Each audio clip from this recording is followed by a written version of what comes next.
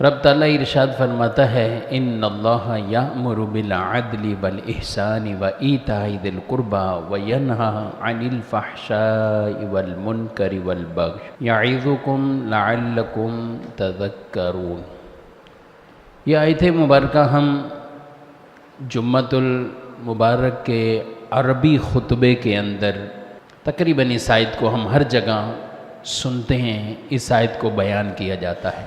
یہ وہ آیت مبارکہ ہیں جس میں کہا جائے کہ اللہ تبارک و تعالی نے پورے دین کو، دین اسلام کی تعلیم کو اللہ تعالی نے اس ایک آیت میں بیان فرما دیا، اور اس لیے خطبے کا یہ حصہ ایک طرح کا ہم ہر جمعے سنتے ہیں کہ بے شک اللہ تعالیٰ ان اللہ یأمر بالعدل والاحسان وایتاء ذی القربى، اللہ حکم دیتا ہے عدل کا، احسان کرنے کا اور بھلائی کا، وایتاء ذی القربى قریبی رشتہ داروں کی مدد کرنے کا، انہیں دینے کا، یہ اللہ حکم دیتا ہے۔ اور اللہ تعالیٰ منع فرماتا ہے وینہی عن الفحشاء والمنکر والبغی، بدکاری برائی سے منع کرتا ہے، فحش بات سے منع کرتا ہے، اور عام برائیوں سے اللہ منع فرماتا ہے۔ تین چیزوں پر عمل کرنے کا کہا اور تین چیزوں سے رکنے کا کہا۔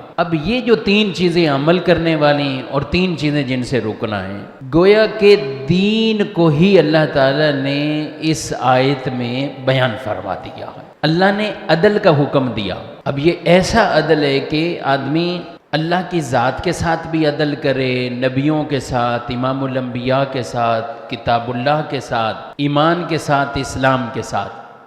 وہاں عدل سے مراد یہ ہے اللہ کے لیے عدل کہ اللہ کے سوا کسی کی عبادت نہ کرے، رب کو خدا جانے مانے، اللہ کے سوا کسی کو عبادت کے لائق نہ مانے، یہ اللہ کے ساتھ عدل۔